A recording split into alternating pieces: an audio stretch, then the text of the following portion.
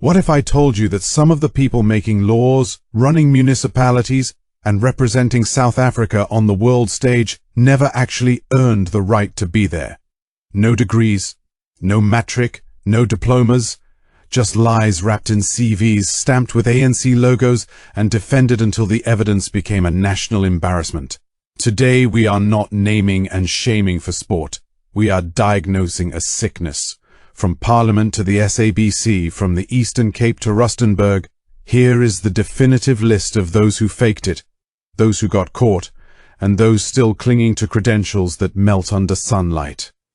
Let's begin. Paulo Jordan, the revered struggle stalwart and former ANC minister, spent decades being addressed as Dr. Jordan, a title he never earned, because the PhD he claimed from the London School of Economics and the University of Wisconsin-Madison never existed, and when journalists finally checked, they found no record of him even completing a basic diploma, leading to his quiet resignation from Parliament in 2014, and an apology that arrived about 30 years too late, which in psychological terms is not a simple oversight, but a masterclass in cognitive dissonance, where a man who fought apartheid convinced himself that borrowing a doctorate was somehow part of the revolutions overhead. Masego Moetsi, an ANC councillor and regional executive member in Rustenburg, thought he could slide a fake matrix certificate past the vetting process for a mayoral committee position. Spoiler alert, he could not, leading to his arrest in 2024, with the ANC issuing a stern warning against fake qualifications while presumably keeping a straight face, because the psychology here is less about desperation and more about entitlement, the belief that rules apply to everyone except the comrade with a right party card. Sitselo Shitseka, the former ANC MP and Minister of Cooperative Governance, listed a master's degree in political economy from the University of the Free State on his official CV, a degree he never held, and while his political career continued for a time, the misrepresentation stands as a textbook case of what forensic investigators call credential inflation with impunity, where the liar assumes no one will ever make the phone call to verify, and often, for years, no one does. Carl Niehaus, the ever-present ANC spokesman and professional controversy magnate, was forced to step down in 2009 after it emerged that he had falsely claimed a master's degree and a doctorate in theology from the University of Utrecht. And let us pause here to appreciate the audacity, claiming fake theology degrees while working for a political party that expects moral authority. The behavioral psychology suggests a personality structure where attention and loyalty to the cause become substitutes for actual achievement, and the lie becomes a performance of worth. Ellen Shabalala, former SABC chairperson appointed under ANC influence, told Parliament she held a BCom degree and a postgraduate diploma in labor relations from UNISA. But when UNISA was asked, they had no record, and her defense that her certificates were stolen in a burglary was so creatively thin that a parliamentary inquiry found her guilty of misconduct and lying under oath, leading to her resignation in 2014, with the kind of exit that makes one wonder if the only thing stolen was the truth. Hlaudi Motsoeneng, the former SABC COO, whose rise under ANC-aligned leadership became a national case study in how low the bar can go, was found by the public protector to have misrepresented his qualifications, including lacking a matrix certificate for a role that explicitly required it. And while he denied some claims, the findings stood, and the country was left with the uncomfortable realization that a person who could not prove high school completion was making decisions affecting public broadcasting policy. Oscar Mabuyane, the current ANC Premier of the Eastern Cape, has been implicated in a plan to obtain a fraudulent master's degree from the University of Fort Hare without the prerequisite honours degree. Investigations have been reported. He denies wrongdoing and is suing Julius Malema for defamation, but the Special Investigating Unit has not gone away. And the psychology of a sitting premier clinging to a tainted qualification suggests either genuine innocence or a risk calculation where admitting error feels more damaging than riding out the storm. Notsolo Kvyat, an ANC MP and former Eastern Cape Premier, was named among senior politicians referred to the Special Investigating Unit for obtaining postgraduate qualifications at the University of Fort Hare without the required undergraduate degrees, a pattern so common at that institution that one might need a fake degree just to count the number of politicians involved. And the behavioral thread linking all these cases is the normalization of shortcuts among people who believe their political status exempts them from academic due process.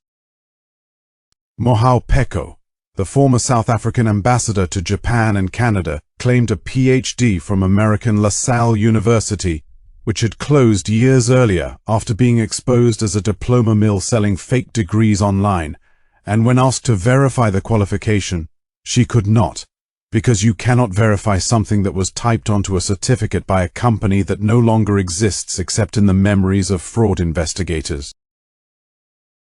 Gotsiligozi Batsi, an ANC councillor in the Mamusa local municipality of Northwest, allegedly claimed a matric certificate, 5 diplomas, and a doctorate, all false, with the diplomas supposedly issued by a non-existent institute, which is the academic equivalent of inventing a university in your living room and expecting the Auditor General not to notice. The sheer scale of the lie suggests a personality that confuses confidence with competence and assumes that volume of claimed credentials will overwhelm scrutiny.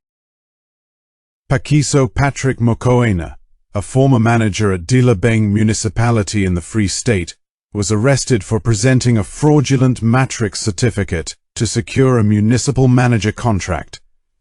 A reminder that fake qualifications are not a victimless crime, because every honest candidate who followed the rules was pushed aside for someone who printed lies, and every taxpayer paid the price of his administrative incompetence.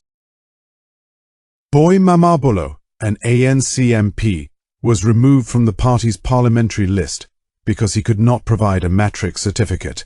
And even after a diploma was later confirmed, the ANC said the decision would not be reversed, which is the political equivalent of closing the barn door after the horse has not only bolted, but given a press conference.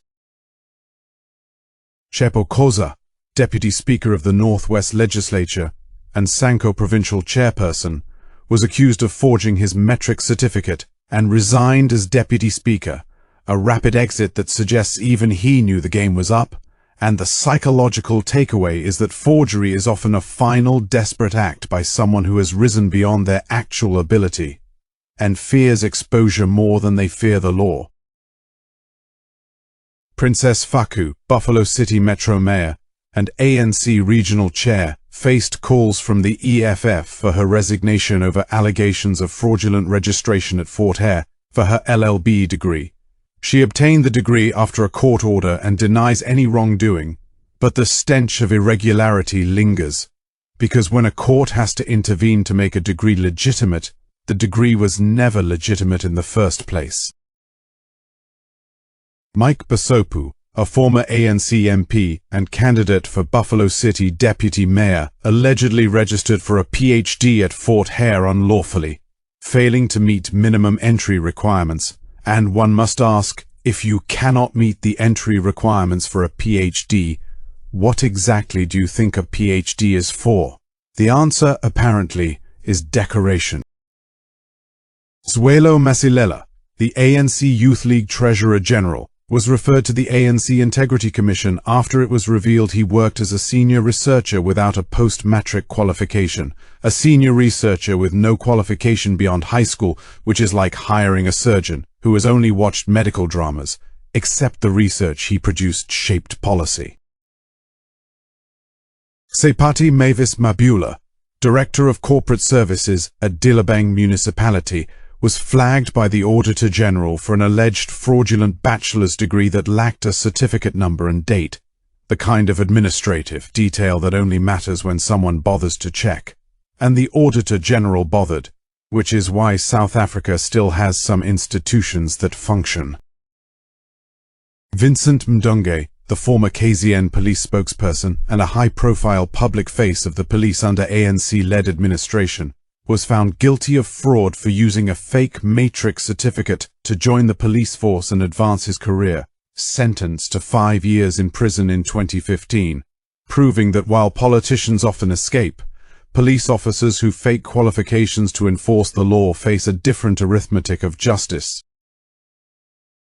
Zwelile Dlamini, a municipal official with regional ANC connections, faced a call from the ANC in the Mazala-Nxumalo region in 2022 for an investigation into his qualifications after allegations emerged that he possessed bogus certificates, including a degree in police science and a diploma from Sweden. Because why fake a local degree when you can fake an international one and add a little Nordic exoticism to your CV? Thembinkosi Patekile, the Western Cape Provincial Police Commissioner, has faced intense scrutiny and allegations, most recently in 2026, for misleading Parliament regarding the status and qualifications of officers under his command, which is not a fake degree on his own part, but a different form of credential fraud, administrative deception by proxy, where the lie becomes organizational culture. The psychology behind this epidemic is not complicated, just uncomfortable. When a political movement becomes a gatekeeper of jobs rather than a vehicle of service, the people inside it begin to see qualifications as obstacles to be hacked rather than knowledge to be acquired. Imposter syndrome is usually the fear of being found out, but in these cases, many of these individuals were genuinely unqualified, and they knew it, so they did not suffer from imposter syndrome. They suffered from ambition without ability, and they solved the mismatch with fraud. South Africa now faces a future where trust in public credentials is radioactive. Every CV is suspect, every degree from certain universities is questioned, and the National Qualifications Framework Amendment Act, which makes lying on a CV a criminal offense with up to 5 years in prison, is the legislative equivalent of putting a bandage on a bullet wound. The real cost is not the embarrassment but the erosion of meritocracy. When fake degrees get real jobs, honest graduates stay unemployed, municipalities are run by frauds, and the country's already strained service delivery collapses under the weight of people who could not pass matric, but passed themselves off as doctors. The future, unless there is a ruthless public and ongoing purge, is more of the same. A slow rot where qualifications become optional, integrity becomes a liability, and every new scandal is met with a shrug. So here we are, 20 names, 20 stories. And that is just the ones we know. South Africa does not need more laws against fake qualifications. It needs the will to enforce the ones already on the books. Until then, every fake degree is a real theft of opportunity, of trust, of the future. If you want accountability, do not wait for the SIU. Share this video. Tag your counselor. Ask to see their matrix certificate. And remember, a lie printed on paper is still a lie, no matter how many times it is called Comrade. I will see you in the next investigation.